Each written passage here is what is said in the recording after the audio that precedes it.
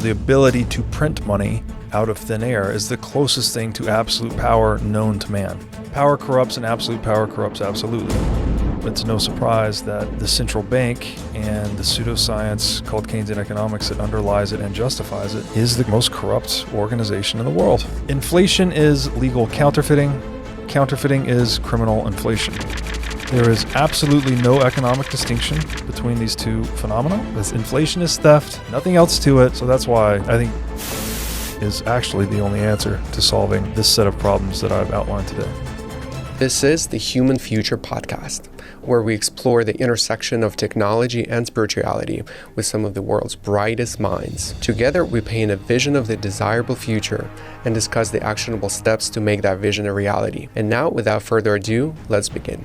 Today's guest is Robert Breedlove, who is widely recognized in the Bitcoin community for his philosophical and economic insights. He's the host of the popular podcast show called What is Money, where he explores the nature, history, and philosophy of money, often drawn from ancient wisdom and applying it to modern context with Bitcoin as a central theme. During our conversation, we covered a wide range of topics related to money, and also why Bitcoin is special and how it can help us all. Get ready to learn and be inspired by Robert's big ideas. Let's get started. Welcome. Okay.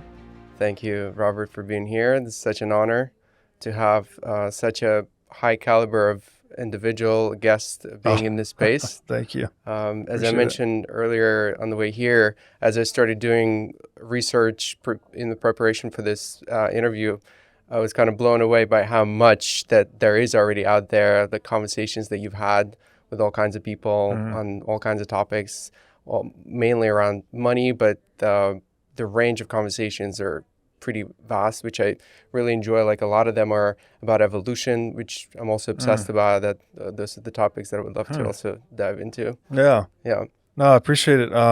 It's been 7 years now, I guess, been talking about Bitcoin. And so I guess after 7 years, that's a lot of conversations. A lot of talking. Thank you for having me. Yeah.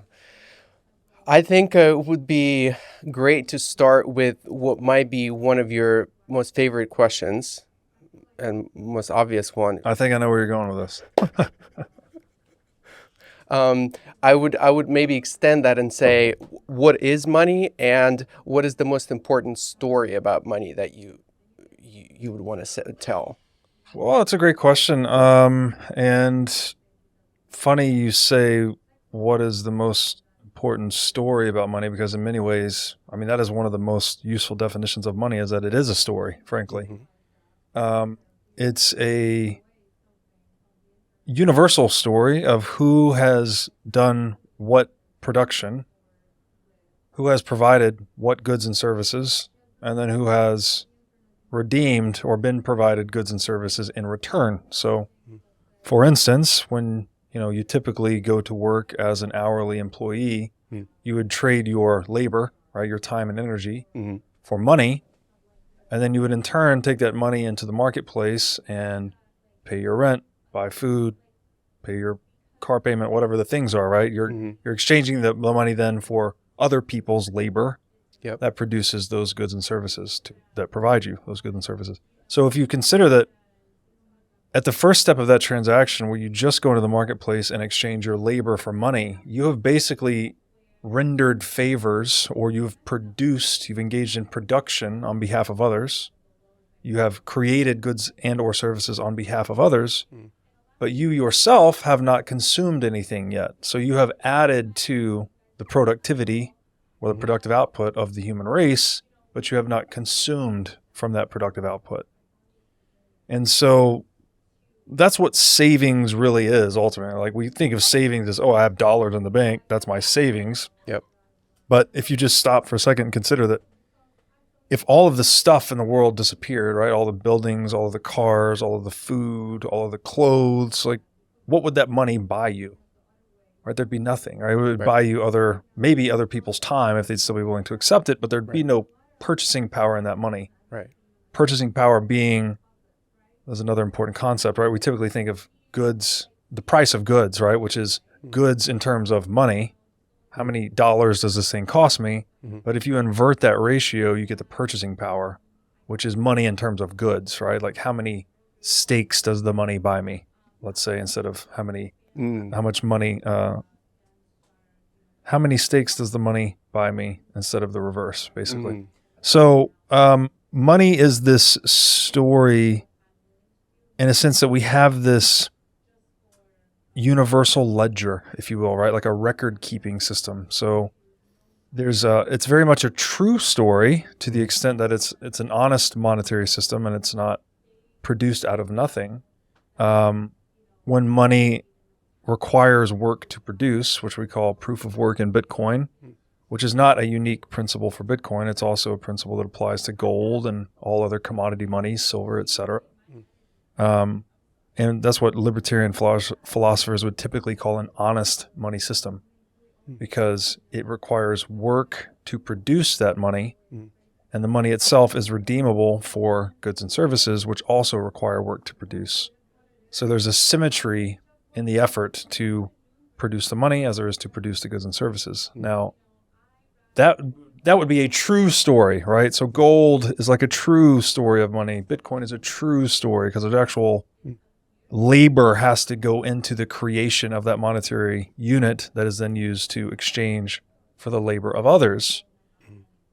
You could have an untrue story in a centrally banked model where money can be produced basically from nothing, right? The typical slogan here is people say the money is produced out of thin air, right? As if it were magic. But again, if you understand that money is not wealth, money does not equal goods and services. So you cannot print money out of thin air and feed people. You cannot print money out of thin air and put roofs over people's heads, right? Money is just a map to the territory of goods, right? And the map can never be the territory. So when you understand that, then you'll come to see that, the world is running on this illusion or this false story of central banking, where money is created out of thin air to. Typically, it's the moral justification that's typically given is to save the economy or to stimulate the economy. But again, if you think through that critically, more than one level deep, you'll quickly see that that's just totally not true, right? You can't, again, if you just imagine, if you're hungry right now, what is me printing green little slips of paper, how is that going to solve your hunger? Sure. Right? That's not going to do anything to solve your hunger. We actually need to go out and hunt or grow some food, right? We have to engage in work. So that in the entire institution of central banking is based on this false story, or what I would even call a pseudoscience called Keynesian economics. And Keynesian economics is an inversion of the true story. The true story of economics is you must produce before you can consume, right? You cannot consume what has not been produced. But the false story in Keynesian economics is that we can stimulate production by stimulating consumption. And so they stimulate consumption by printing money. So it's an inversion of economic reality. It's an untrue story, and it's the story that's taught in all universities across the world today. And it's I call it a self-deception because, we've deceived ourselves. The temptation to print money is so great because it can be used. Money is power, right? So the ability to print money out of thin air is the closest thing to absolute power known to man. And as Lord Acton infamously said, power corrupts and absolute power corrupts absolutely. So it's no surprise that the central bank and the pseudoscience called Keynesian economics that underlies it and justifies it is the most corrupt organization in the world. And that we could go into the rabbit hole, as I'm sure we will, about all the problems with that. But I think that's a good start is money is a story itself, right? It's a ledger. It's a history of who's rendered what productive services to who and who's due what services from others. And the story, the second part of your question, like the story I want to tell about it is, and this is why I named the show the What is Money Show, because I want to make an ontological inquiry into the nature of money itself and looking at this tool that I consider to be the most important technology in the world. call it a social technology because it's not what people would typically consider to be a technology, but it's a technology in the way that language is a technology. And I think it's equally important, equally as indispensable to human civilization. I don't think you can have a peaceful, functional, productive society without language, in the same way that you cannot have a peaceful, functional society without money. And so the story I'm trying to tell, I guess, hopefully it's not a story in the sense of being a fable, but it's drawing people to the attention of the reality of money, is that this language of human action, if you will, is so critical. It is so critical. If it doesn't function properly, if it's not an honest story, then everything that runs on that false story or that corrupt story, as I often use the term corrupt money versus incorruptible money, like Bitcoin or even gold, which is less corrupted, all of the social structures that we build with bad money tend to be corrupted and bad, basically. So that is, I guess, the big story that I'm trying to tell is corrupt money destroys the world. And the idea then of incorruptible money, which we consider Bitcoin to be, could therefore be one of the most profound and significant innovations in the history of the human race. Yeah. So what I'm hearing you say, when money is printed out of thin air, it's not the money that's being printed. It's the process of basically diluting the real thing. So let's say we only have one real thing. Instead of you adding more real things to it, you're just adding something that's bloating it up, but the real thing stays the same, and you're corrupting it basically. It's not, you're not generating more money that way. You're just generating more pollution to the thing, right? Yeah. So, and it takes a second to click, I think, but then once you see it, you kind of can't unsee it, right? It becomes very obvious. So we actually don't want money, right? That's kind of a interesting thing to say. You think, oh, what do you mean? Everyone wants money. What are you talking about? No, you don't. You want the purchasing power that money affords you or offers you, right? The things that money can buy you is what you actually want. So this is something that Mises says, is that no one actually wants any quantity of money, right? You might, like in the US, like, oh, what do you mean? I want $1 million. I want $10 million, whatever. No, you don't. Because I can prove it, right? I could offer you 100 billion Zimbabwe dollars and you would say, no, thanks. I don't want that because that currency hyperinflated X years ago and it's worth nothing, right? It has no purchasing power. And that would prove my point. It's not about the quantity of money ever. It's never about that whatsoever. It's only about the things that the money can buy you. So we're looking at the economic world of goods and services through money, right? So this is why money is a language, right? We think in terms of money, right? If I'm doing the accounting for my business, I'm looking at my balance sheet and my profit and loss statement and my statement of cash flows in terms of dollars. But this is just a story, right? It's like a data compression technology telling me what's happened over the past year or 6 months or whatever the period is. And so what's actually happened in reality is like, well, a lot of people engage in a lot of different actions trying to provide goods and services to their customers, consuming other goods and services in the process, right? The input costs of the business. And hopefully your revenues exceed your cost and you have a profit. And if you have a profit, that means you have satisfied consumer wants in the marketplace in an efficient manner, right? You've done it. You've used resources efficiently toward the satisfaction of consumer wants. So the money, although it's telling a story, it is not the actual reality of human action and goods and services flowing and changing hands, right? That's economic reality, right? Every time that Amazon guy comes to your door, every time you go to the grocery store, every time you go to work, the reality of the time those employees are spending for you or you are spending for your employer, that's economic reality. And money is just the accounting system, right? Or the story. the language we use, that we actually call it, I have a master's degree in accounting, they call it the language of business, right? That's what accounting is.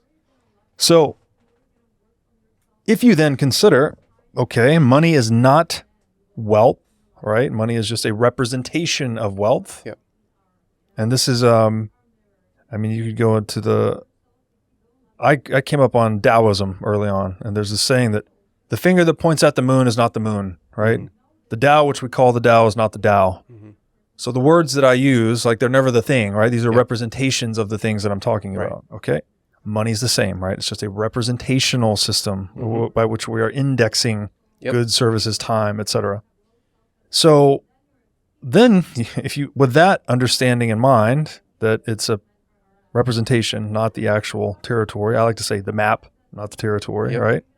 Which goes back to the infamous quote, the map is not the territory, which it can't be. If the map ever fully contained all the details of the territory, then it would no longer be a map, it would be the territory, basically. Makes sense. So if you can produce new units of this representation or print new claims, another way to think about it, on wealth, which are the goods and services, but the amount of goods and services don't change because no work has been rendered, then what you've done is you've diluted the purchasing power of each unit of money. So I try to use a very simple analogy for this. If there were 100 Babe Ruth rookie baseball cards in the world, just hypothetically assume there's 100 of them, right? Each one's worth $1,000. So the total market cap for these 100 baseball cards is $100,000, right? There's 100 cards valued at $1,000 each. Now, every time someone discovered the 101st, 102nd, 110th, 200th, 300th, so on, you would take that same $100,000 market cap, but divide it over the new quantity of cards, right? So if you went from 100 to 200 Babe Ruth rookie baseball cards, you'd take $100,000 divided by, instead of dividing it by 100 cards, making them $1,000 each, you would divide it over 200 cards, making them worth $500 each, right? That's a dilution of the value or price of a Babe Ruth rookie baseball card through the increasing of supply, right? There was a certain set of demand, but since there was a greater supply to satisfy that demand, the price of each one went down over time. The same principle applies to money, right? If there is $100 trillion, let's say, of purchasing power in US dollars globally, but we need, the tricky thing about money is you can't denominate dollars in terms of dollars, otherwise you won't see the debasement, right? Because as we print more dollars, well, the number of dollars goes up. So you need to denominate it in something like gold to see the debasement, right? So when we increase the supply of dollars 20%, well, then over time, we would expect that the purchasing power of each dollar should go down roughly 20%, but you're not going to see that in terms of dollars. You're only going to see that in terms of goods and services, the price of those goods and services. So that's why, a fine man's suit costs roughly 1 ounce of gold 100 years ago, and a fine man's suit costs roughly 1 ounce of gold today, right? The gold has been purchasing power stable over time. But if you look at that in terms of dollars, well, a fine man's suit has gone from $20 100 years ago to $2,000 today, right? So there's the purchasing power of each dollar has been diluted. So this is the illusion, and I call it a cognitive optical illusion, because if I own a house, if I own a piece of real estate, if I own a portfolio of equities, right, that you may see on your brokerage statement, right, many people have. If I see in 1 month, August 23, and then the next month, September 23, the dollar value on the front of that statement has gone up 10%, well, then I think, oh, wow, I'm 10% richer, right? I have 10% more dollars than I had last month. But the cognitive optical illusion is, what you're not seeing is the dilution of the purchasing power per dollar, right? This is what's tricking people, right? So you can keep printing money. People think they're becoming richer, but the reality is they're getting poorer in terms of the goods and services that the dollars can actually afford them in the marketplace. And this is a regressive tax too, this tax of inflation, because disproportionately impacts those living on fixed income, the poor, retirees, pensioners. The higher the majority of your assets is in dollars or the fiat currency being counterfeited or printed, the more you are damaged by this dynamic.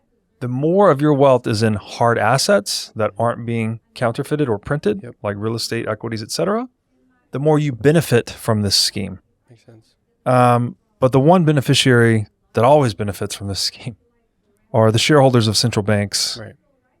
And politically connected insiders, so politicians and typically Wall Street. They always benefit from this because they have early access to the newly printed money that they're basically spending that money when it's at its peak purchasing power before it enters broader circulation and its purchasing power declines. Yep. So as a recent example of this, in the year 2020, following the announcement of the pandemic, the U.S. printed between $6 and $8 trillion. Right now, this was money that was printed to "quote unquote" save the economy and whatever. However, so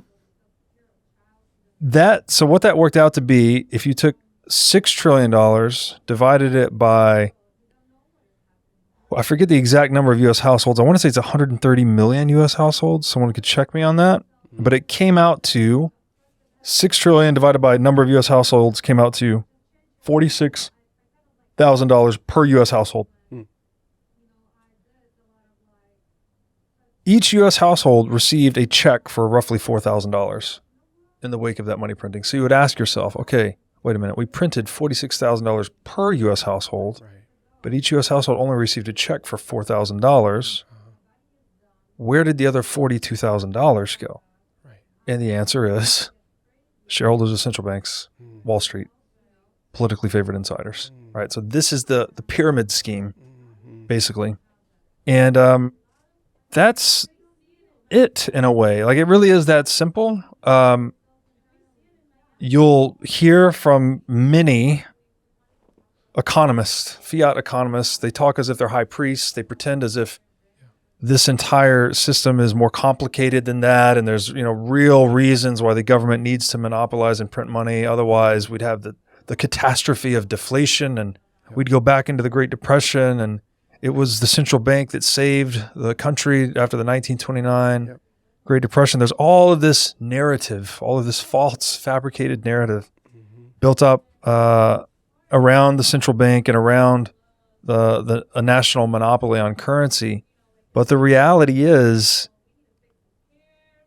all of that is actually causative of things like the Great Depression. So the reason we have this expanding boom and bust business cycle is because we are counterfeiting currency at scale. So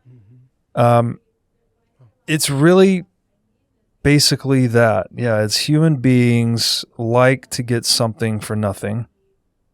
I think this is abundantly obvious to anyone who is an adult and has dealt with people in a commercial, a set of commercial interactions for more than a few years, right? You've seen people be on the take or try to manipulate or scam or twist and all of this. Like, well, that's true of all humans at every level across all time. Yeah.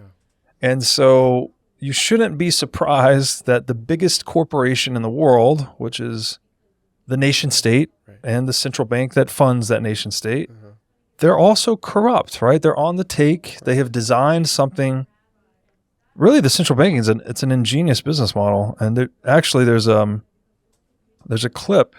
If you check out my pinned tweet, we have a 3-minute video talking about what is money. And one of the clips inside of that video is I think is a New Zealand central banker. And he said the quiet part out loud because he actually says, central banking is a great business to be in. Right. We print money and people believe it. And they laugh and they chuckle. They have this kind of evil little laugh. And that's really it. It's really that simple. Now, again, economists will try to obfuscate this with a bunch of jargon and fancy terms and, deflation and, interest rate controls and yield curve inversion. And like they use all of this. It's very high priest-like, right? Where you try to mystify people and act like it's super complicated. And, you need a PhD to understand what I'm talking about. And this holier than thou kind of bullshit. But the reality is it's the largest criminal organization in the history of mankind in terms of purchasing power stolen. It's used to fund endless global warfare. And it's all based on control of the most important technology in the world, which is money. So that's it, right? It's just like, hey, let's talk about this and let's stop pretending like this elephant in the room does not exist. Because it's not doing it. Maybe it serves the short run interest of those who are in a position to profit from this, right? If you're a shareholder in a central bank, you literally never lose money because you print money and people believe it. But that is so drastically hamstringing humanity, right? We're holding back human potential by stealing from people systematically all the time. Or we're undermining entrepreneurial effort and human ingenuity. So my great hope for Bitcoin is that it can disrupt the central bank and really liberate the entrepreneurial spirit such that humanity can go to the next level technologically. For sure. Wow, you've touched on so many as you were saying it, I was like, oh, this could be an interesting point to bring up. Like one of them is, I like how you compared language and money as basically as a technology to map out the world. It's a tool for it's a mapping tool basically. One-to-one, like we have a word for, a stone, and we have a number associated with the price. So we have like relative prices. Instead of like words, we have numbers for each little individual. That's right. Yeah. So language is a metaphorical structure, right? A word like understand, for instance, means to stand under something to gain a deeper perspective on it. Right. So we're mapping the physical experience of standing under something, or like, looking under the car, looking under the hood, if you will. We're mapping that physical experience onto the cognitive experience of actually gaining a deeper understanding of something, right? Right. It's a metaphorical structure. So what is a metaphor? A metaphor is a tool, a linguistic tool that allows us to speak about an aspect of one thing in terms of another thing, right? And that's exactly what money is doing, is instead of talking about the actual goods and services themselves and saying, oh, this house cost 11 cars, we say this house cost $440,000, which is equivalent to 11 $40,000 cars. Right? So we are using the metaphor. What are we doing? We're taking goods and human action and we're converting them into the metaphor of mathematics, basically, so that we have this common language to talk about things in.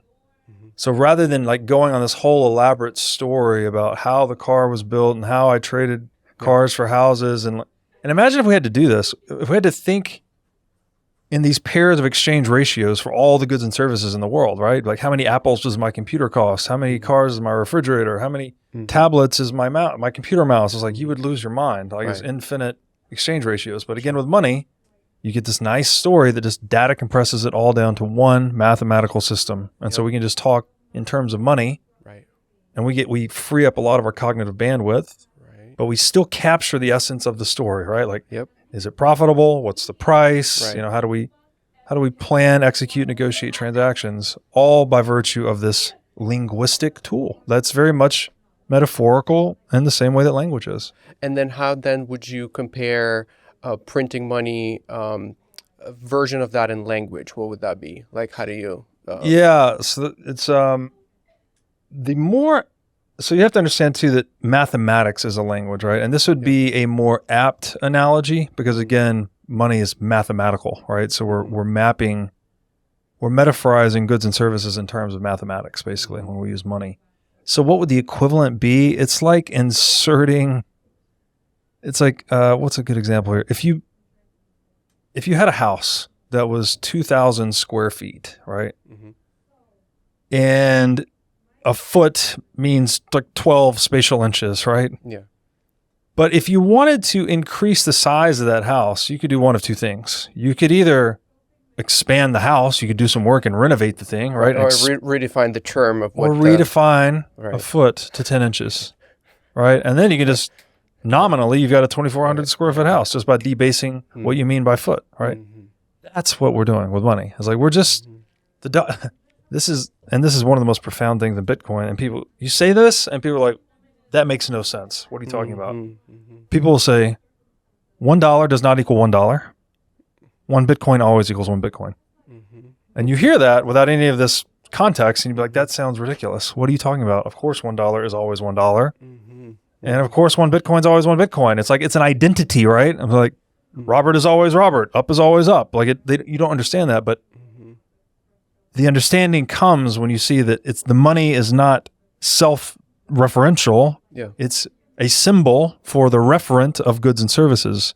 So $1 does not equal $1 because $1 right now, literally right now, is $1 of a certain quantity of dollars in the world. We're printing money all the time. Yeah. So by the time I complete the sentence, there are more dollars in the world. So that $1 is now a smaller fraction of the total dollar supply. Yeah. But Bitcoin has a perfectly fixed supply. 1 Bitcoin is 1 out of a possible 21 million now and forever. And that's how that works. So it may sound very kind of tongue-in-cheek smartass, but there's profound significance to the idea that of having an undebasable money is it's as important as having a fixed standard for a foot. Could you imagine how confusing things would get in global supply chains if the definition of a foot was changing all the time, right? Like, you're trying to build a skyscraper and you need to order, I don't know, tens of thousands of feet of steel to build the thing, right? But you're ordering it over time. And as you order it, the definition of the foot's changing every time. So as the steel shows up to you, you're getting all different sizes. And you're like, how the fuck am I going to build my skyscraper to spec? Because the standard, the unit of measure on which all of global commerce is based is fluctuating all of the time. It would be impossible to build that skyscraper. You would never get it done, right? That's exactly the problem we have in money today. It's fluctuating standard all the time.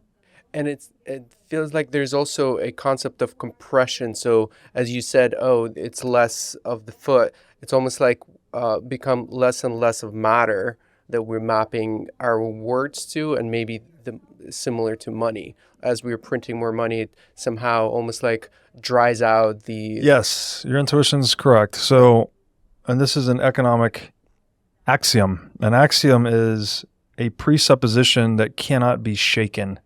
It cannot be, there's no way to imagine a way that it's not true, basically. So it becomes like an unshakable assumption, if you will. There is an economic axiom that says every act of theft reduces productivity. And this is axiomatic because every act of theft requires some human time, some human energy, something, right? Like, the stuff's not going to steal itself, right? Someone's got to go and steal from someone else. That time, effort, and energy that's spent stealing the productive output from someone else is time, effort, and energy that was not spent producing, right? So every act of theft is a net decrement or decrease to productivity. This is an inarguable economic reality. So what did you just describe? As we print money that seems to like dry up the goods and services that it represents, that's exactly what's happening. Yeah. Inflation is theft, right? Here, this one's landed with a lot of people. Inflation is legal counterfeiting. Counterfeiting is criminal inflation. There is absolutely no economic distinction between these two phenomena. There is only a legal distinction, right? So what George Floyd is arrested for and killed for is the same activity the Federal Reserve engages in by the trillion. There's no difference whatsoever. Just a legal distinction. One group can, the rest of us can't. That is theft, right? That is theft. This inflation is theft. Nothing else to it. There's no equitable economic benefit whatsoever. It enriches the group that can print, and it impoverishes the group that cannot print. Every act of theft reduces productivity. So as we increase the rate of theft, we decrease productivity in the economy. So the quality and quantity of goods and services that a market can produce decreases as the inflation rate goes up. And so that, I think, was in line with your intuition that as we debase this thing, the actual goods and services start to dry up. The economy starts to shrivel and die. And indeed, there's an ultimate moment to this, or a climax to this, and that is hyperinflation, right? Hyperinflation is when the currency actually fails technically defined at, I think, a 50% inflation rate month over month. So you can't, like, the money doesn't even work. It's not even a sense-making tool anymore, right? You go and buy bread today at $30 a loaf, and tomorrow it's $50 a loaf, right? There's no economic planning. There's no... loses its usefulness basically over time. It's losing its usefulness. And this is where your savings in terms of money in the bank, because it's the savers, again, back to the beginning of this, the saver is the person that's gone to work and rendered a useful service to the world. They've provided goods and services to the world, but they haven't consumed any yet in return, right? They have savings. Well, who gets destroyed in a hyperinflation? It's the savers, right? The people that have provided this goods and services but haven't consumed. The people that have been prudent are the ones that are punished in an inflationary regime. And that's it. That just, I guess, fully emphasizes the nature of this dynamic. Is that it is those who have provided goods and services but have not yet consumed that are impoverished through inflation. So it's proof in a way that it is just theft. For sure. Okay, so now that we laid that out, where do we go from here? So we have a good potential solution to this problem.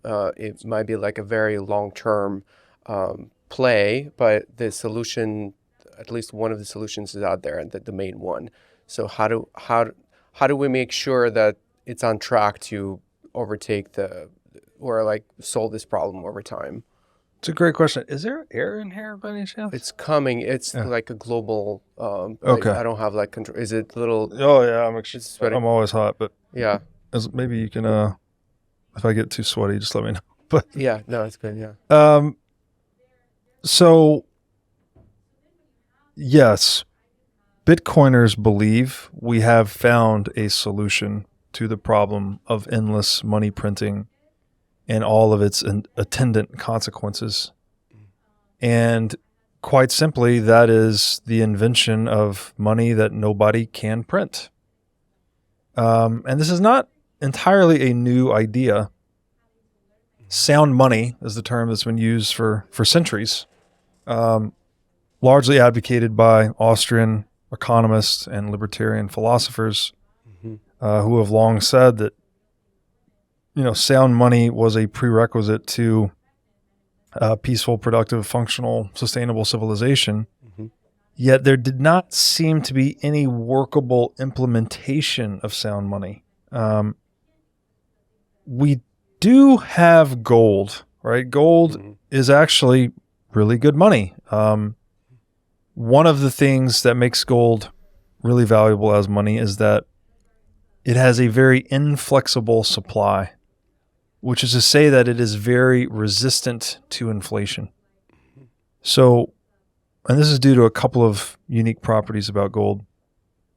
One, gold has this chemical composition that makes it virtually indestructible. There's only one type of acid, I think, that will actually destroy gold. So unless it is purposefully dissolved in this acid, then basically every ounce of gold that's ever been mined across all of human history is still part of the existing supply today.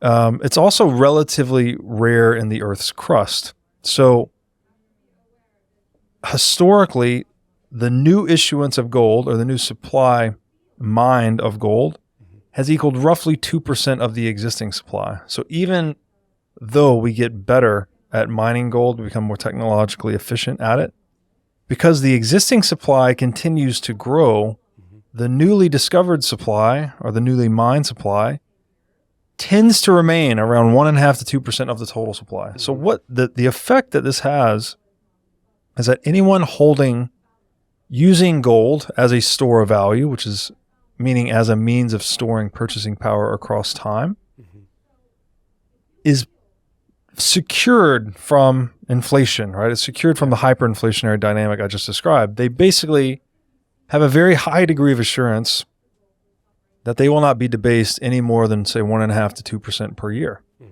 And if the economy is growing at more than that, well, then they're fine, right? Their purchasing power is even or even growing, right? If they're saving in terms of gold. So that makes gold really useful as a mechanism for holding value or purchasing power across time. The shortcoming of gold, however, is that we also want money to be able to move value or purchasing power across space. Yes. Right? Not only do you want it to hold your savings, but you also want to be able to spend your savings. Keep it in New York, but send it to Tokyo to buy a boat or a plane or a building or whatever it may be, anywhere in the world, right? The easier I can move the money, the better. And so because gold is physical, which is, again, it was the physicality of gold that gave it that store of value functionality that made it a good instrument for holding purchasing power over time. But that same physicality significantly hinders its ability to move purchasing power across space because gold is heavy. It's risky to move, right? It's difficult to secure. You have to put it in a big vault. You have to have guards, etc. It's subject to being seized, right? Anyone that can gain physical access to that gold can just take it. They don't need to ask your permission. There's a lot of friction in moving it through space, basically. Exactly. Yeah. So as human beings living in a globalizing economy, we had to innovate around this. And so that innovation was banking, essentially, right? We said, you know what? Physical gold, great for holding value across time, not so good at moving it across space. Let's put all the gold on deposit with a custodian. This was called a money warehouse. It was initially a private business function, right? It was called literally a money warehouse. People would put their gold on deposit with the warehouse. The warehouse would issue paper redemption certificates for that gold called warehouse receipts. And those warehouse receipts could then be traded by the gold holders as if they were as good as gold, because they were as good as gold. You could take them and redeem them at any time. And this is really the origin of custodial banking, right? So those warehouse receipts, which we then later called banknotes, they were just redemption certificates for specie or monetary metal. And that solved the portability problem of gold, right? Now gold is very transactable. You can move paper around fairly easily, much more easily than you can physical metal. And then when you abstract that paper into a electronic representation, with the telegraph, telephone, and later the internet, you could move these electronic representations of money very quickly, right? The speed of light. So that works wonders. We have, if you have a gold-backed currency where each banknote is redeemable for gold, then you have augmented gold in such a way that you have a tool that still holds value across time because it can be redeemed for physical gold. And it's also good for moving value across space because it's in paper or electronic form. The problem, so it's like, oh, great. Well, we augmented and innovated around it and we solved the problem. But we didn't, it's like kind of fixing the dam thing where you plug one hole and it's leaking and then another hole springs. So we plugged that hole but the new hole in the dam that sprang was the problem of counterparty risk. We now introduced a system in which you had to trust the custodian never to issue more warehouse receipts or banknotes than their gold reserve, than they actually had gold in reserve, than their gold reserves could justify, right? So if you think about this from the perspective of the custodial bank, on their balance sheet, they have assets, which would be gold, right? Customers putting gold on deposit with the bank. And on the liability side, they have customer deposits, right? They owe that gold to customers that put it on deposit with them. So a full reserve bank would be one in which the gold matched the total liabilities. So that if you had 100 ounces of gold on deposit, you have 100 ounces worth of demand liabilities outstanding, such that if all your customers came to redeem at once, you have enough assets on your balance sheet to satisfy all of those customer demand deposit liabilities. And demand deposit just means you can get it out whenever you want, basically, on demand. So that's an honest bank, right? But you could imagine the temptation of this custodial bank who makes money lending that gold.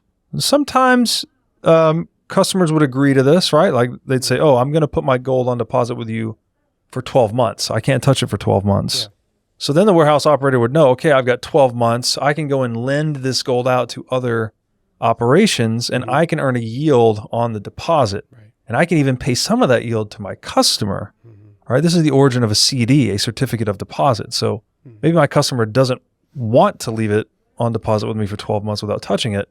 But if I give them some of the yield that I'm earning on it, then I can give them an incentive to do so. So that's how custodial banks make money. But you'll quickly see that all they have to do, actually, they don't really need to loan out any gold to these operations that are going to pay them yield. Because, again, these paper notes trade as if they are as good as gold, as long as the bank is running an honest operation. So what can they do instead is they can just issue new units of paper. They can just start to inflate the currency supply. And indeed, that is the temptation that no bank has ever really been able to resist. And even there have been many instances of honestly run banks for many, like, generations, right? There have been multi-generational banks that have been run honestly by honest families. Even if that is the case, though, governments, like when they run out of money, they would look at this thing as a honeypot. They would say, oh, I can just go to the bank. I can either force them to give me cheap loans, or I can seize the gold, as we did in 1933 with Executive Order 6102.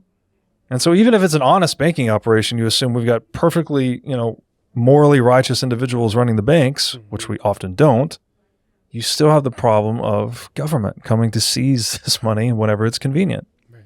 And that's really the origin of the fractional reserve bank. And that's why gold fails as money, right? We need to centralize the custody of gold into one place so that we can abstract it into currency and electronic representations of currency to make it more transactable at scale.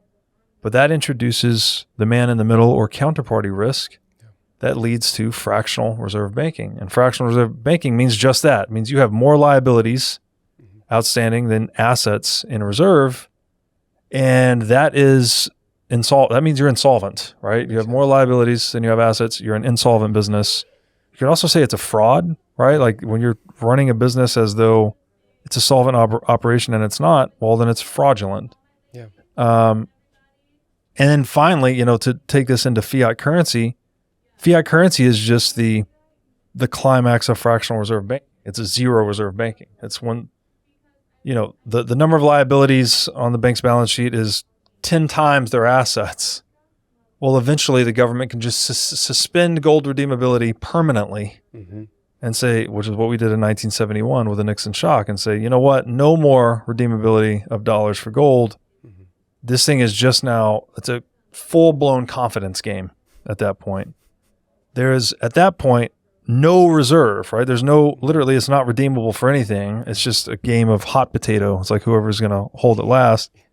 And it also removes any ability for the market to impose discipline on government spending and money printing. Because historically, if the money is redeemable for gold, if I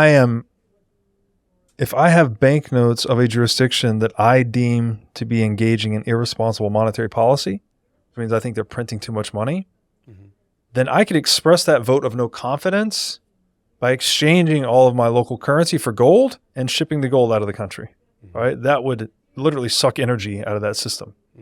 And that balance of payments is what kept banking semi-honest on the gold standard, right? It's like if a country was excessively expanding the money supply, well, then gold would leave their country, and pretty soon they'd have that's discipline basically being imposed on that country. Well, once you suspend gold redeemability, there is no check on it. Totally. It's literally a race to the bottom globally. Every government can print money ad infinitum. Hyperinflations go up. Yeah. Government overgrowth goes up. Centralization of government goes up. And, here we are today, 53 years into the post-1971 Nixon shock world. And I think it's pretty abundantly clear how invasive centralized government has become. We're seeing it now permeate into the cultural sphere, right? Where people are really, especially in the post-pandemic world, people are waking up to the realities of centralized governance and the many problems that it introduces. And all of this, in my opinion, is rooted in the money ultimately, because if we had a check, if we had a way to suck energy out of that system when it's mistreating us, then we could hold government in check. But since suspending the gold standard, that option has been taken away.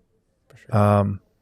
But fortunately, we have now the invention of Bitcoin, which is a new way to take purchasing power out of the system and cast a vote of no confidence on centralized governance.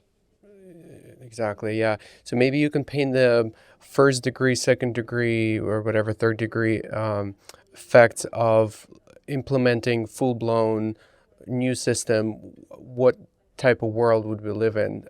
Basically, what is the best case scenario future where we do have this new decentralized global financial system, and how would that influence or impact the most important things of our lives, like as a second degree, third degree influences? Yeah, this is a massive question, because we can look at the gold standard for some glimmers of what the world could be like. In the U.S., we called this the Gilded Age. This was like late 1800s, prior to the inception of the Federal Reserve in 1913. In France, they called it La Belle Époque.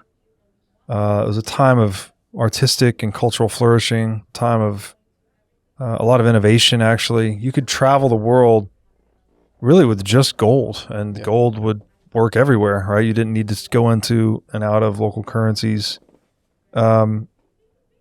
It's far from a perfect world, and gold, again, has many imperfections that we've already talked about, so it's not like it's a direct comparison. You can't say that a world running on a Bitcoin standard is going to be identical to one running on a gold standard. But in general, I guess the overarching expectation that I would have is that you just have centralized government that is incentivized to be more accountable to the preferences of its citizens. Whereas today, that incentive doesn't exist, right? Because if the U.S. federal government can just print money, right? And it's not technically the Federal Reserve is neither federal, nor does it have any reserves. It's as federal as Federal Express. It's a privately owned organization, but it's sort of pretending to be a government organization. However, that private organization basically controls the U.S. government because they control the purse strings.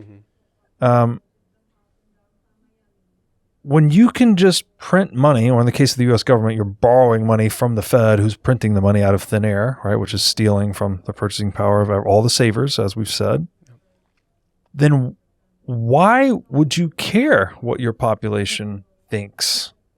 Well, you have no incentive to whatsoever. You don't even need tax revenue from them. Literally, you don't even need tax revenue. They don't want to pay their taxes, so be it. You'll just print the money, right? And indeed, things have drifted.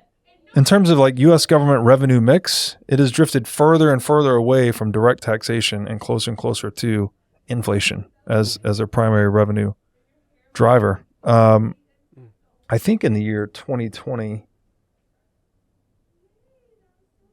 it was a little more than half inflation. I think the U.S. government collected roughly, and again, you guys could check me on this, roughly $4 trillion in direct tax receipts by the U.S. government in 2020. And again, we printed about $6 trillion. So 60% of government revenue printed money, 40% direct taxation. Okay. Why would the government give a shit what people prefer if you don't even have to tax them directly? You don't even have to ask. It's no longer government by the people for the people. Once you introduce the central planning of money, which is central banking, you are literally driving the entire system into a socialist regime. And I want to be specific with my definitions here. Hoppe has the best definitions of socialism and capitalism. This is from his book, A Theory of Socialism and Capitalism. Hoppe defines capitalism as an institutionalized policy of respect for private property and consensual transfers of private property by contract. And Hoppe defines socialism as an institutionalized policy of aggression against private property. So taxation, inflation, regulation by fiat, these are all modes or means of aggressing against the private property of individuals. And so at least with direct taxation, people get a bill, right? And they say, okay, here's how much Uncle Sam's asking from me. And here's what I'm getting in return, presumably, right? Whatever the services or security that's being provided to you. It's explicit, right? It's in sight, therefore it's in mind, right? If it's out of sight, it's out of mind. Well, inflation is out of sight, out of mind in a way, right? You don't see it. You live it, you feel it, you pay it in the form of higher prices. But because people don't understand how the system works, it gives all of this plausible deniability to the government, to the point where we have Joe Biden on Super Bowl commercials talking about how he's upset. You know, he loves ice cream, but he's upset at those greedy ice cream producers because the ice cream has gotten so expensive in the past few years. And this fucking guy can get on TV, that Super Bowl commercial, I don't know how many tens of millions of people watching, and say that with a straight face, and people don't hang him the next day. It's like, the guy's lying through his fucking teeth. Like, how about the money? How about the $6 to $8 trillion we printed? Do you think that has anything to do with the price of ice cream, Joe? Like, you don't think the ice cream producers are also paying higher input costs to produce the ice cream? How are you going to blame the entrepreneur for that? You are debasing the economic lifeblood of the entire system. And then the people that are suffering from that, you're blaming them for causing it. It is gaslighting at the extreme. But it's so someone that like understand, not that I have a fully understand money or economics, but if you have even a basic level understanding, as I've tried to articulate today, you're in clown world, right? You're looking at this. I don't know whether to laugh or cry. I'm like, in one sense, it's hilarious that this guy can get away with this shit. On the other hand, it is abysmally sad, right? That people actually believe this narrative. They have like internalized this narrative that somehow it's the greedy capitalists and entrepreneurs that are causing the price of ice cream to go up, not the currency counterfeiting of the central bank. And so you go into this total clown world where there's, the people that are printing money and benefiting from printing money are so fundamentally out of touch with reality. Right. And this shows up in our culture too. Like this entire wokeism thing where anyone can just, this is a psyop, right? This is a cultural Marxist psyop. And if I've defined capitalism, I've defined socialism. We will let Marx define Marxism. It could be summed up in a single sentence: the abolition of private property, right? So capitalism is respect for private property. Socialism is aggression against private property. Marxism is the abolition, the utter destruction of private property. Well, what is cultural Marxism?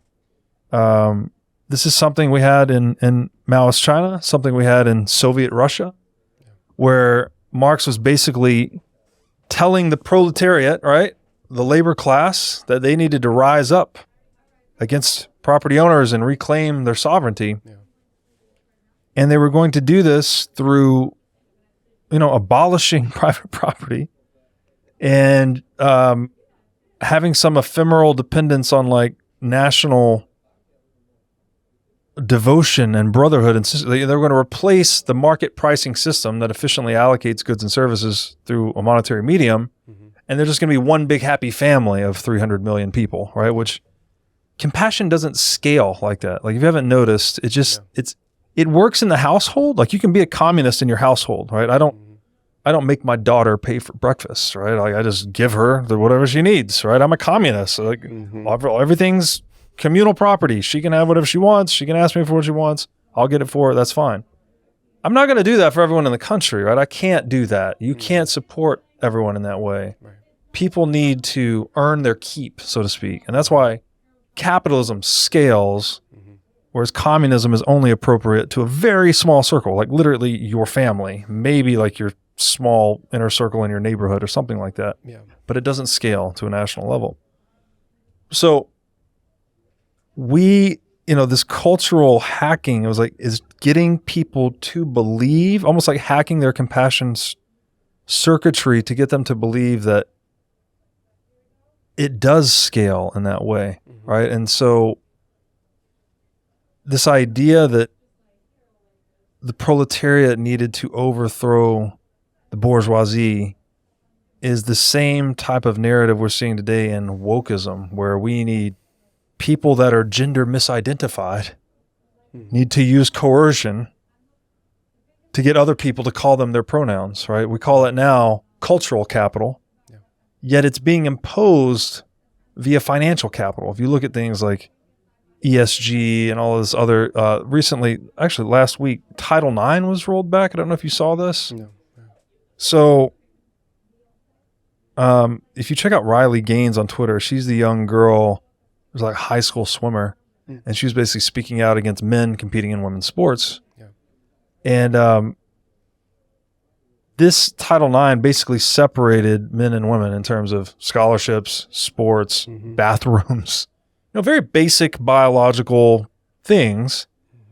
But as a result of this cultural Marxism, which is wokeism, permeating into the social institutions, we now have, we've reversed Title IX. So now men, I can literally just say I'm a woman now and go compete against women. Yeah. I can say I'm a woman, I can go get women's scholarships. I can say I'm a woman and I can go into women's bathrooms.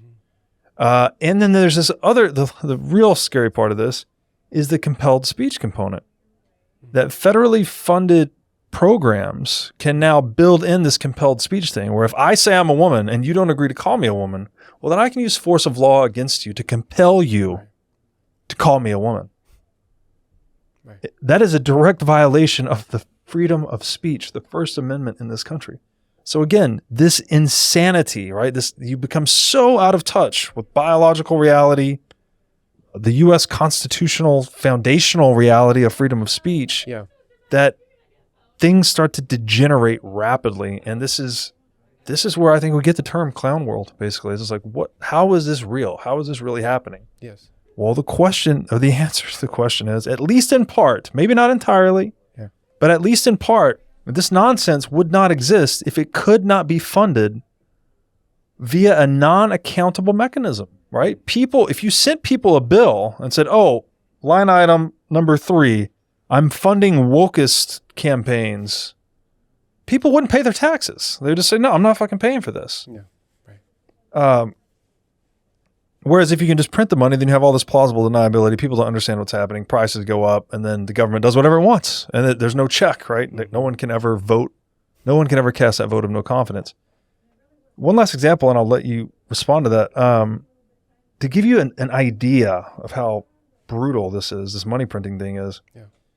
Between the years of 2001 and 2000, I think this is 2019, the U.S. quote-unquote war on terror, which is not a war on terror. War is terror. War is terrorism. There was not a war on terrorism. There was just the U.S. government being a global imperialist force plundering the world via its military-industrial complex. That's what it was really doing. It spent, I'm going to use war on terror as the title because that's what they described it, the quote-unquote war on terror. U.S. government spent between 2001 and 2019 $2.5 trillion on the war on terror. In that same period of time, the Federal Reserve printed $2.8 trillion. Every dollar that funded the war on terror was printed out of thin air, and it was purchasing power confiscated from savers. This was not anything that taxpayers agreed to. No one voted for this. No one agreed to this. Yeah. If you did the math on that, right, you took the 2.5 trillion cost of the war on terror over that 18-year-ish period, it came out to something like $80,000 per U.S. household. So you can imagine how different the world would be had each U.S. household received a bill from the IRS for $80,000 that said, we're blowing up people on the other side of the planet and stealing their stuff. We need you to pay your share of the war effort, and that's going to be $80,000. Yeah. The war on terror would have lasted less than a year, right? People would not have paid it. people would have revolted. People said no. Mm-hmm. Mm-hmm. But if you can just hide it in plain sight in money printing, and then you confound people with the pseudoscience and you normalize the printing of money, it's so normalized. We have adages in our language, right? You've heard this. $1 today is worth less than $1 tomorrow. I'm sorry, $1 today is worth more than $1 tomorrow. Right. Everyone says it. It's just like, oh, as if printing money is just the normal, like it's somewhere in the universe and we just like discover it and it deteriorates over time. It's like, right. That's not true. That's not how it works. Right. Look at gold. Gold is not. Gold goes up in value over time because we keep printing money. Mm-hmm. Not just keep printing money. Gold also goes up in value over time because we produce more goods and services more rapidly than we expand the supply of gold. That's why gold makes a good savings technology, right? So sound money, honest money, goes up in purchasing power over time, not down. Yeah. But we have been so deeply psychologically manipulated and conditioned into believing that money needs to depreciate over time, that it is just part of our everyday vernacular. Sure. And so that's one thing, right? It's like everyone getting robbed. But the other thing is like when you look at what this money is going toward. Yes. And it's going toward mainstream media, wokest psyops, endless global warfare and plundering. And warfare. What is warfare? Mass murder campaigns. How can we look ourselves in the face and say we are a civilized species when we're still engaging in these mass murder campaigns today, right now, doing it all over the world, and people can't even effectively vote against it because the money's printed out of thin air? Yeah.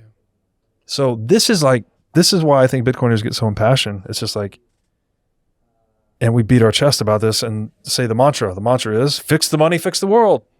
Stop this nonsense. Give power back to the people. And we can, maybe actually evolve as a species and become civilized in a true and sustainable way. That was a solid, good, long answer. Thank you. I forgot the original question, but solutions. I would love to now. So I feel like we've spent pretty significant amount of time talking about the problem, posing it from all kinds of directions, and it was very much needed. I think it would be now important to talk about what could any person do on their scale to move towards a better version of this, or like to solve this problem.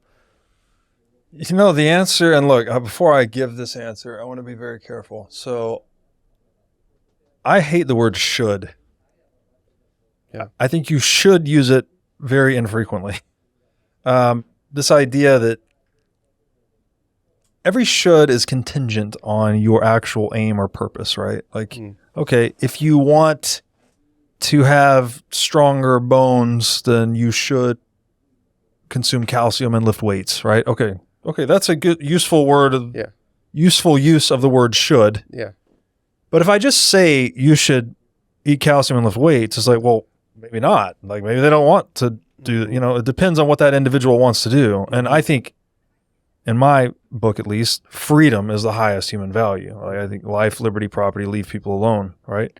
It's fine to make suggestions to people if people want advice, that's fine. But I say all this to set up, like I'm not here to tell you to buy Bitcoin. Right. I literally have one tattoo, and it's a Bitcoin tattoo. I got it when I was 33 years old. I have no other tattoos. So like I'm very ideologically aligned with what Bitcoin represents, yet I am more aligned with human freedom. So I'm not here to tell anyone to buy Bitcoin. Yeah. But when you ask me specifically, what can people do? What actions can people take to help shift the world from its current iteration of endless global conflict and mainstream media, fake news and propaganda and psyops? What can we do to tilt the world away from that and toward a world where people are telling the truth, working hard, respecting one another's life, liberty, and property, reduction of armed conflict, ideally the abolition of armed conflict? That would seem like something a civilized species would do. I will say, if that is your aim, that you should buy Bitcoin. Because what is happening when I say buy, you are selling fiat currency and you're buying Bitcoin.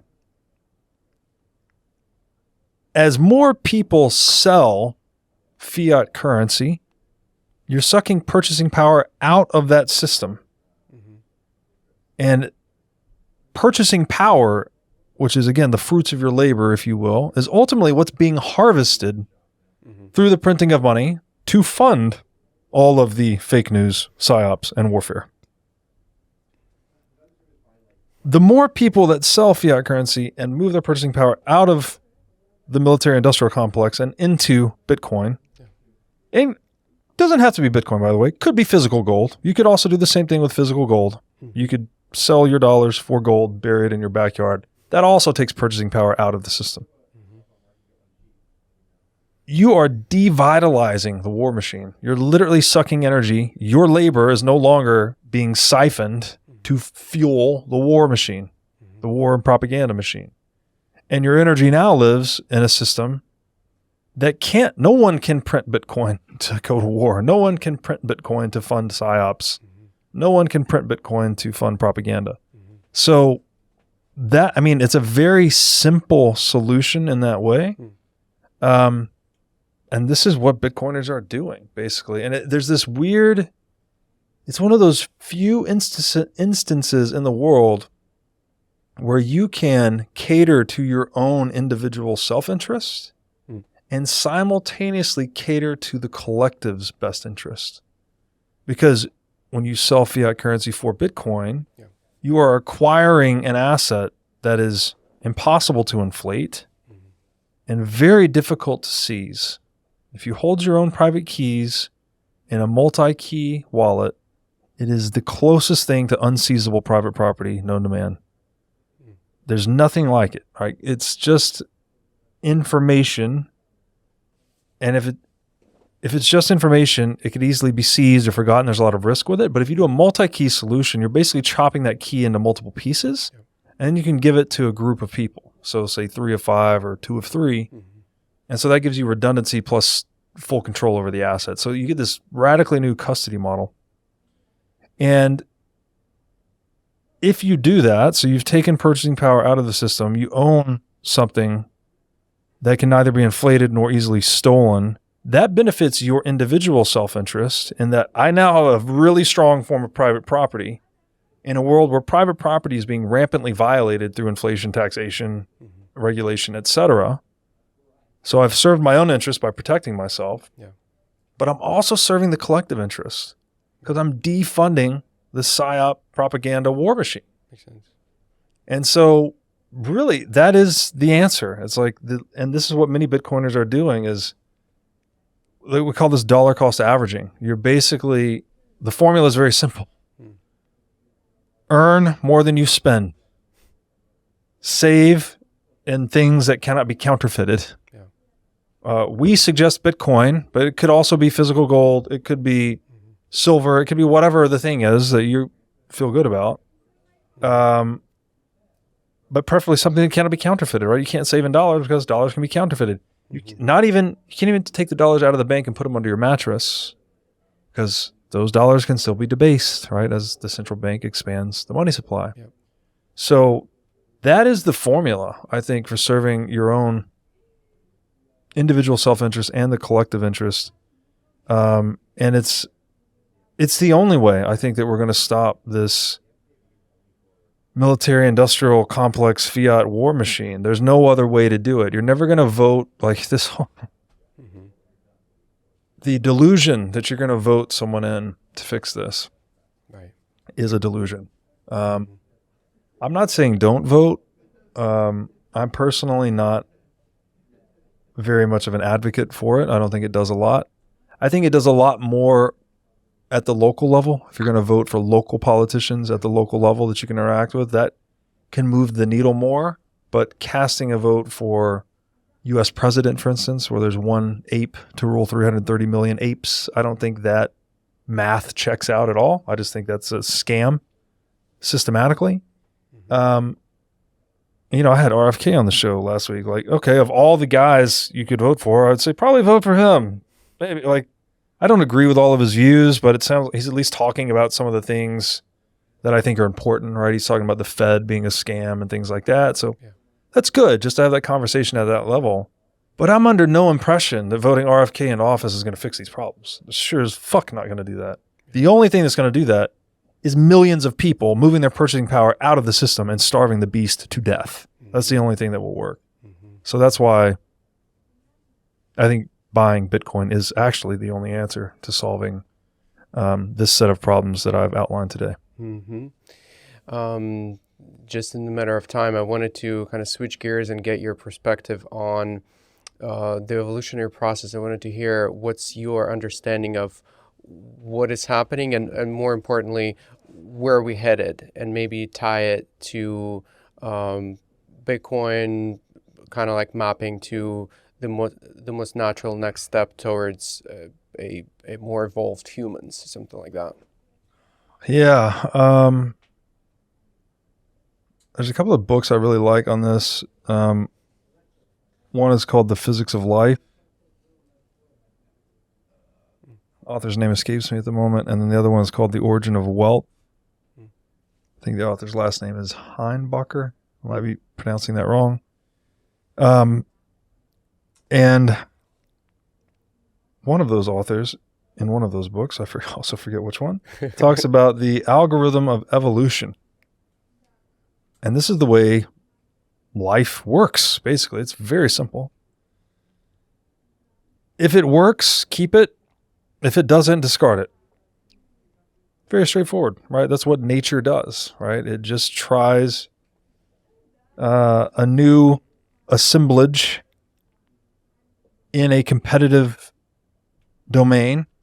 And if that competitive assemblage succeeds at replicating itself, well, then that species becomes more plentiful, right? That species propagates. Yeah. And if it's not, then it doesn't, right? So if the genetic makeup of that species works in that competitive niche, well, then keep it. Nature keeps it. And if it doesn't, it discards it, right? And so we get many new species coming into existence and going extinct through that process.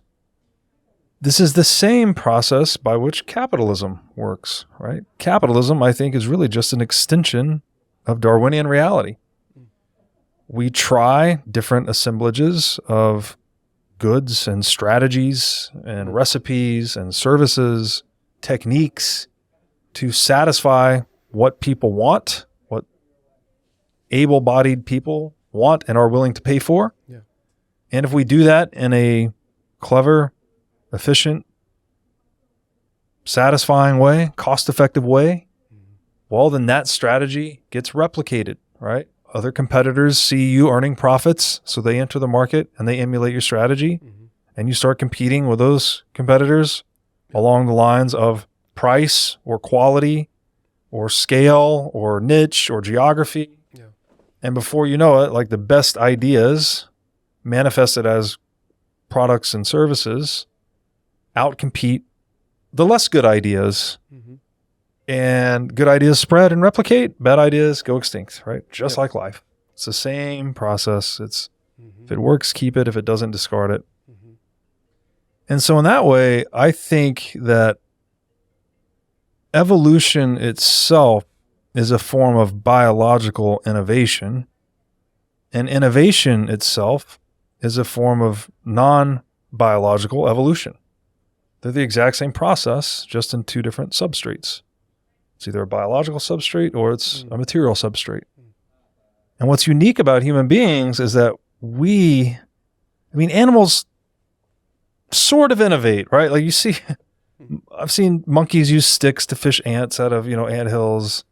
You see birds building nests, so animals are like pseudo tool users. Right. But humans are very sophisticated tool users, right? First of all, we're the only ones with spoken language. We're the only ones that use mathematics. Right. We're the only animal that plays with fire. That's a big one, right? The fact that we can harness an energy source and manipulate it. Yeah. We're the only ones that use money, so far as I can tell. And, this allows us to cooperate flexibly in large numbers, as Yuval Harari says. I don't like Harari, but I guess that's his original thesis. And that is why we are at the top of the food chain, essentially. And so one of the things that fire tells us, though, is that we, as creators, right? And I would say this is like biblical in a way, right? That we were made in God's image. God is the creator. I'm not saying you have to believe in God. Like if you just considered God to be a representation of the creative principle, right? The same principle that we see working in evolution and innovation, we see it working in us, but in us, we've almost we're a participant in it in a way that no other animal is. And so fire teaches us, I think fire is a good illustration of this. When we harnessed fire and we learned to cook food, this was like a means of pre-digesting food, right? So we were able to cook food, which is a mode of pre-digestion, which liberated the macronutrients available in that food and allowed our digestive system to assimilate it more cost effectively, I guess would be the easy way to say it. More efficiently, right? Exactly. So that we were able to expend less energy on digestion and we're able to redirect those resources toward higher cognitive development. And so, and this might be, I think there's some contention around this thesis, but this idea that we became co-pilots in our own evolutionary process through the mastering of fire, basically to pre-digest our food, and then accelerated our own cognitive evolution as a result. I think that's an interesting illustration of what's possible. We've obviously taken, even if the fire thing doesn't hold up, we've obviously taken control of our own evolution in more recent years with things like birth control, right? With things like, antiseptics, with things like hormonal therapies, right? We're literally changing human biology in a way that was not possible for any normal animal, right? They're not extending human lifespan. I don't think, lions are conducting any experiments on the savannah to extend lion lifespan, right? They're just kind of doing what lions have always done forever. But humans we're more involved in our own evolutionary process, and I think that's just extremely fascinating. And, so far as I can tell, the best, I don't know. So there's two things. One is, again, that ability to cooperate flexibly in large numbers seems to be very dependent on our ability to tell and believe stories. Yes. So our status as a rational, religious, or mythological animal is what gives us that ability to connect our minds, right? It's like we can connect like we're doing in this conversation, we're connecting our minds to the open source software of English in a way that no other two animals can't, right? There's a lot of throughput here that two lions can't have. Right. The ability to do that in a way that allows us to recognize our deeper purpose, right, and actually behave in a more rational way. I think we see this in things like, I grew up Christian, so I would cite the 10 Commandments, or we'll just look at the great commandment that Christ shared. He said, love God above all else and love your neighbor as yourself. If we actually got people to do those two things, like seriously actually do those things, which, I would argue that Christ has inspired a lot of people to do that, right? Of course, we're not perfect at it, but we've come a long way from being savage cavemen, right, to being modern Western civilization that we are, largely founded on Judeo-Christian values. Loving God above all else. Well, you could say, what does that mean? I don't know. Loving the creative principle, right? Loving that, well, we are creators and let's honor that about ourselves and be creative, not destructive. It's one interpretation. There's many others. Love thy neighbor as thyself is a little more clear, right? Treat people as you wish to be treated, as the golden rule says, or the flip side of it, don't treat others as you wish not to be treated, right? As we can cultivate these moral intuitions through storytelling and through mythology, we actually become better. We actually become more civilized, more human, less animal, right? So we are participating in our own evolution. Yeah. So that's one means for driving human evolution, but another one that I think is equally interesting. That's a good one. It's like you tell a good story and you know, as kids they come up on these stories. They're learning about, why it's good to not steal and not kill and all of these things. And we cultivate moral intuitions in ourselves over and over, generation across generation. And before you know it, like most of us today in the world, stealing and killing, there's kind of a moral intuition. It's like, even if you do it, no one's watching, like, you're not gonna feel good about it. Most people, like, obviously there's small subset of psychopaths in the world that you never seem to get rid of. I think 4% is the number. But most people look down upon that, right? They won't do it. It's just not the right thing to do. As we say, it's not the right thing. Yeah. Okay, that's one way to do it. So it's like enculturating or cultivating, I guess, these moral intuitions within ourselves using stories.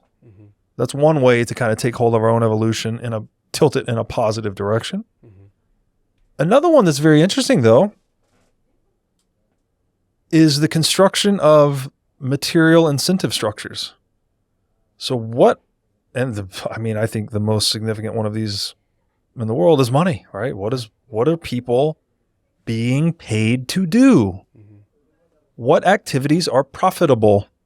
Yeah. I think it is very likely and very normal that people will basically engage in whatever activities are profitable, period, regardless of their moral status. Now, that's a generalization, of course. But there are people today, well, war is a big business, right? That's very immoral. Harvesting people's organs, that's pretty immoral. Big business. Yeah. Child sex trafficking, very immoral, big business. Why are people doing this? Because other people are paying for it. There's a profit to be made. So what can we do as co-conspirators to our own evolutionary process to construct incentive schemas that tilt us in a more positive direction? And, incentives. What are incentives? Incentives, it's like a constellation of rewards and punishments, right? So there's incentives and there's disincentives. Yeah. I think we've done a lot on the disincentive side. We have the rule of law, we have, jail, punishment, legal sanctions, things like this. Like we'll try to use the proverbial stick to penalize people that do things that society has deemed to be wrong. But we've done less on the proverbial carrot side. We're actually incentivizing people to behave ethically, right?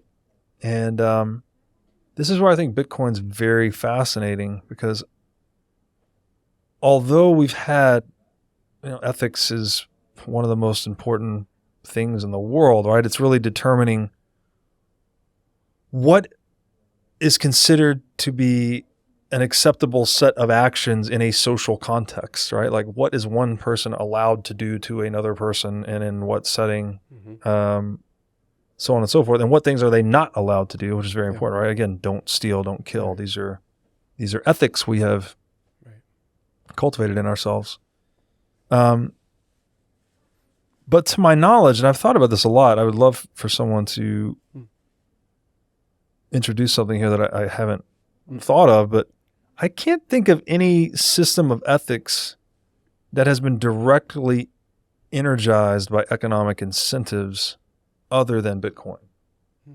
So in Bitcoin, if you're a miner on the Bitcoin network, you're actually paid to be honest, which is strange. And it's you're literally paid to be honest. You're paid to report, you're actually processing transactions in an honest way. If you report them dishonestly, well, then that can cost you block subsidy and transaction fees. So another way to say that is you're disincentivized from being dishonest, but you're also being incentivized to be honest, because if you're honest, you get paid block subsidy and transaction fees. So there's that. There's also the fact that because Bitcoin is so hard to steal, as I said earlier, right? You can't inflate it. It's very hard to confiscate it if it's in a multi-sig wallet.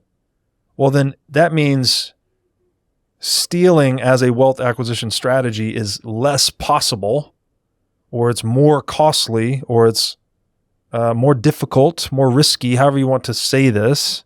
It's basically not as doable. Stealing is not as profitable.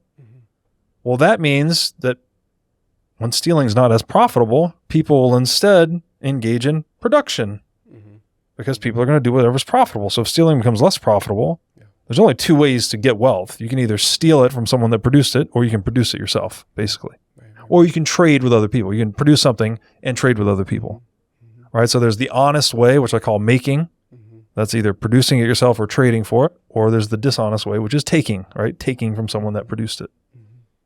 To the extent that taking becomes less profitable, well, then people tend to engage in making more and more and more and more. So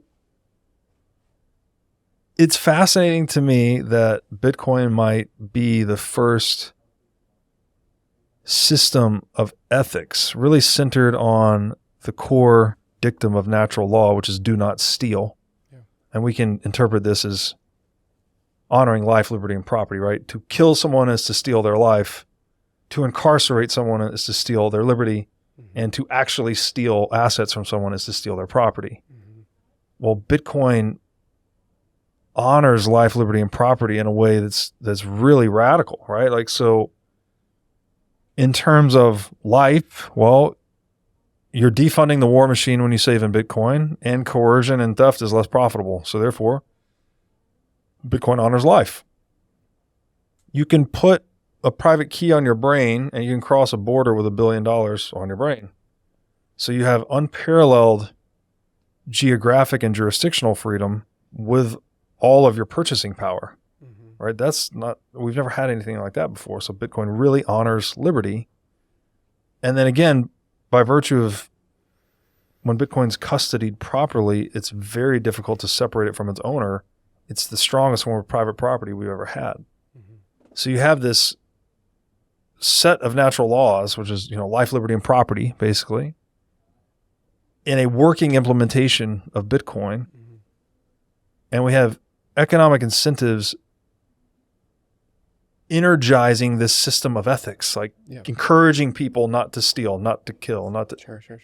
That's fascinating to me, right? So we can combine that with these mythological stories, do not kill, do not steal, love thy neighbor, et cetera, et cetera. That's great. But now we put some incentives on top of that. Right. We've got carrots and sticks and like guideposts, if you will, and rule of law, obviously, right? Keeping people in line. Yeah. That's fascinating. I think that's a fascinating way to get us to grow up as a species.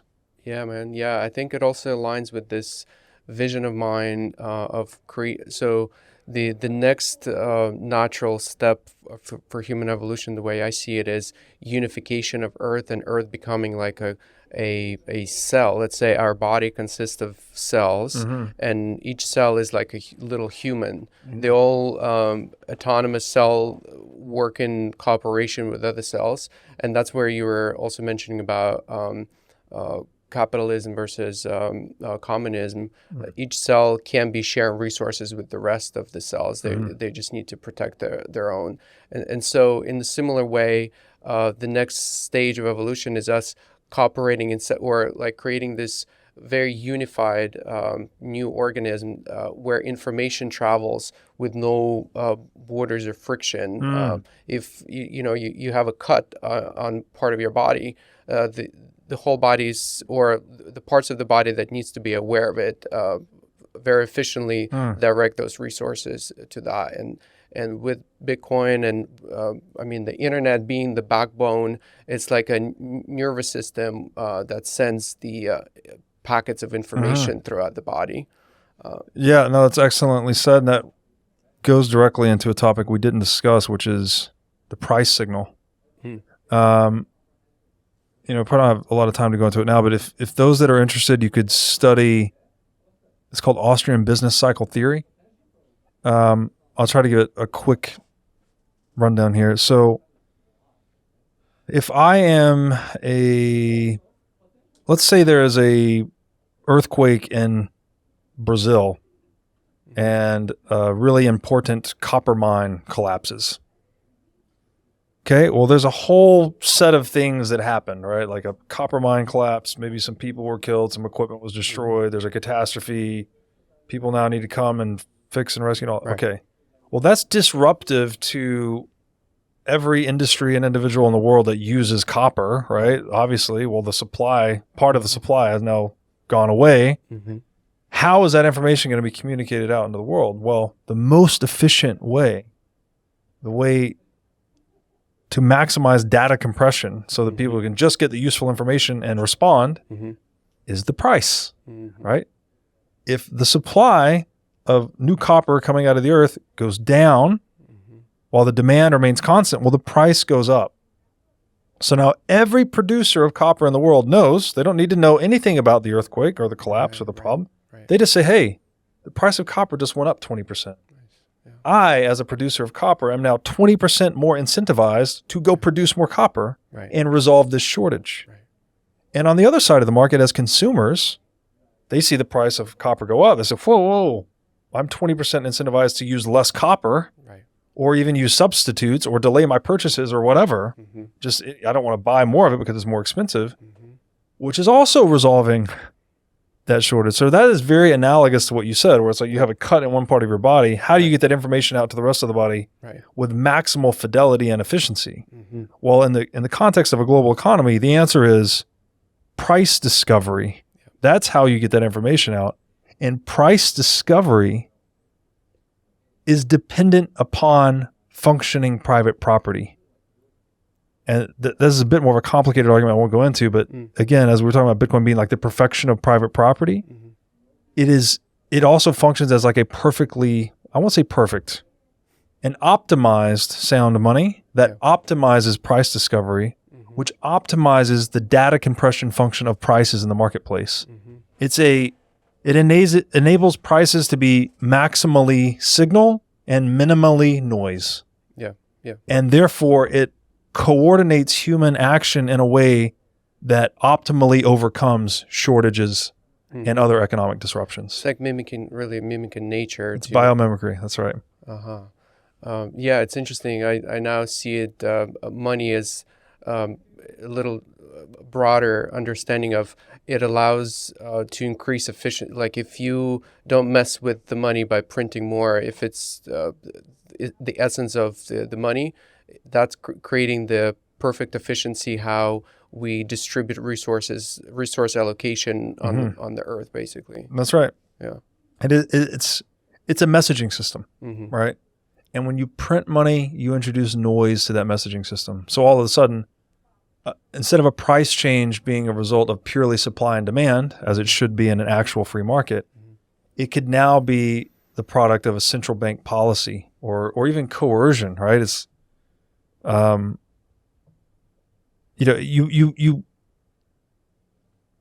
price stops giving you information about supply and demand and starts giving you information about policy, basically. And that's the problem, right? Because then it's like, oh, the price went up. Well, does that mean the central bank printed money or does that mean people actually want more copper? I can't tell. And so when you can't tell, then you're confused. And when you're confused, the economy's in disarray. And when the economy's in disarray, we're less productive. When we're less productive, we have lower standards of living. Right. So it's this like cascading. It's almost like if, we have hormones, right? And if you disrupt one hormonal pathway in the human body, you have this cascade of consequences. The same is true when you disrupt money. There's a cascade of consequences. It's really just messing with the signal of information that's being spread throughout, let's say, the body, instead of like accurate, oh, your finger needs resources. It's sending you some misleading information like, oh, your ear needs resources. Exactly. Yeah. creates bloating in one area, like it disbalances the whole system basically. Exactly. Yeah. And if you consider that money is, and I think this is somewhat intuitive, the primary motivational, so say the primary network of motivational significance in the world, right? Like most people, anyone that has a full-time job, they are demonstrating that money is the most important. Even if you say you don't care about money, you can tell me, I don't care about money. If you go to work 40 hours a week, your actions speak louder than your words. Mm-hmm. And that network of motivational significance is what's driving most of human action in the world. I think it's deeply psychological, there's philosophical, even metaphysical, but most people move for money, right? And I don't think that's a bad thing necessarily. Again, it's a very important tool. It's like language or anything else. That doesn't make you a bad person if you're pursuing money or pursuing profits. It's actually natural. Yeah. And in a free market, we want people doing that because that means you're solving customer wants, better, faster, cheaper. Yeah. And the more problems you solve, the more ideas you discover, the more we all benefit from that learning. Those are all good things. Mm-hmm. So we need to kind of like remove the taboo from talking about money and just be honest with ourselves. Like, look, we are each nodes in this network of the complex adaptive system that is the global economy, and money is the connective tissue, or money is the signaling system. Yeah. It's okay to be moved by money. Like, actually, that's what it does, right? Like, okay, if you have 3 different projects to choose from, choose the one with the highest ROI, right? That's the whole point. You don't choose the one that's like lower ROI, but I don't know, whatever. Like you should. This demonization of profit and whatnot is a really bad idea because profits are telling you resources are being utilized efficiently toward the solution of what people want done. So it's good. It's another one of those instances where individual self-interest is aligned with collective interest. So long as no one's life, liberty, nor property is being violated, right? We talked about the profitability of theft. That's a problem because you're benefiting at the expense of someone else. Mm-hmm. But if you're creating profits within the context of preserving life, liberty, and property, then that's benefiting the collective and yourself. But wouldn't you then say, let's say there are 2 projects. One is that promotes regeneration of nature or something like that, less profitable, still profitable, less profitable. The other one is pure profit, not caring about the earth, just extracting resources, polluting or something like that. I mean, there has to be a line there, right? Like, private property would be the alignment between those two, because if you were damaging an ecosystem, and now there's the caveat here is this would be a world in which private property were actually universal, which is not in this world. If you have a project that's very profitable for you, but it requires you to dump pollution in my river. Yeah. Okay. My private property rights in my river are what cause me to sue you. And that litigation causes your pollution, which was free, right? You were just getting rid of the waste. Right. That now becomes a cost to you, right? You have to impute that into your cost structure. That makes your project less profitable, your polluting project less profitable. Mm-hmm. But if you're dumping into my river and there's no one that owns that river and you just get away with it, well, then that means there's not enough private property in that river and you're getting away with the dumping. So in a world where private property is actually universalized, then yes, profits will tell you what's right and what's wrong, even from a moral standpoint. Mm-hmm. But it is murky in this world because, well, we don't have universalized private property. We have a lot of public property, and with that comes a lot of distortion. So, I guess my last question would be: what motivates you to continue doing this work, to keep going? What's your drive? What gives you energy?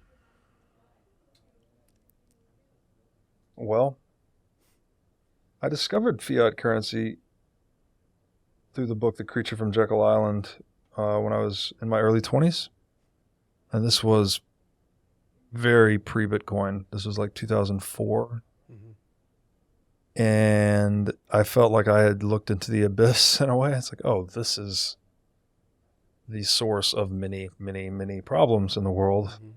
And if I could fix one thing in the world, it would be this, right? Central banking, corruption of money, etc. Yeah. But at the time, there was no workable solution at all. Like it was hopeless, right? People back then used the term fiat currency. People had no idea what you're talking about. No idea. So what gives me hope, here we sit in 2024, Bitcoin's been around for 15 some odd years. Fiat currency is normal now. Like most people, maybe not most, but a lot of people know what fiat currency means. Right. A lot of people are waking up to the problems with centralized government, to say the least. The pandemic saga, I think, awakened a lot more people. I see people in the digital age, like really taking back their sovereignty. I don't know if taking back is the right word. Taking their own sovereignty, right? Yeah. People are taking responsibility for themselves. They're not abdicating to authority as much, right? They're taking control of their own lives. And so I see not only are the tools giving more power to the people and enabling people to, communicate directly online, to hold purchasing power outside of the war machine, but also this, maybe as part of that shift in power, people are also becoming more involved with their own destiny, and that gives me hope, kind of like we were talking about people participating in their own evolutionary path. I see that happening, and I'd like to think that I'm doing that in my own life and hopefully setting a good example for my children and others. And that's how we progress as far as I can tell. So we are very adaptive creatures. So I have hope that with better tools, we will be better people. Robert, it's been a pleasure. Thank you. Thank you. This has been great. Mostly monologue, dialogue type, but it was.